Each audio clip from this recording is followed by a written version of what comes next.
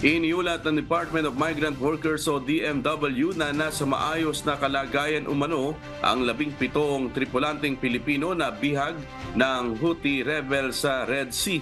Hanggang sa ngayon, wala pang katiyakan kung kailan mapapalaya ang ating mga kababayan kahit mahigit 6 na linggo na ang nakalilipas nang sila ay mabihag.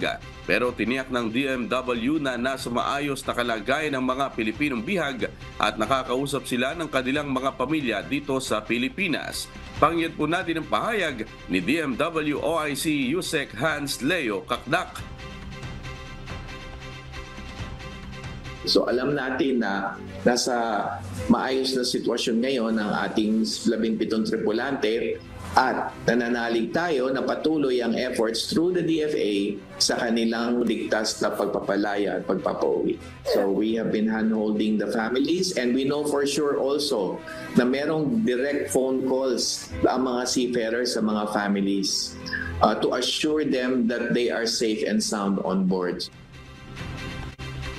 Samantala, nakatutok naman ang Department of Migrant Workers sa pamilya at mga kaanak ng mga tripulante sa bansa.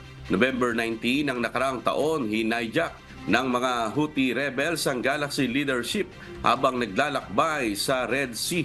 Dinala ito sa Yemen. Lulan nito ang 25 foreign crew mula Bulgaria, Mexico, Ukraine at Pilipinas. Tayo sa DMW, inatasan tayo ng ating Pangulo na pangalagaan ang mga pamilya ng 17 seafarers. Kaya, kahapon lamang ay nagkaroon na naman kami ng pagpupulong. Ang gusto ko itawag dito ay hand-holding sessions and quality time that we spend with the families virtually or face-to-face. Para masiguro, we can constantly assure them, masiguro natin na patuloy ang government assistance and protection and support para sa kanila.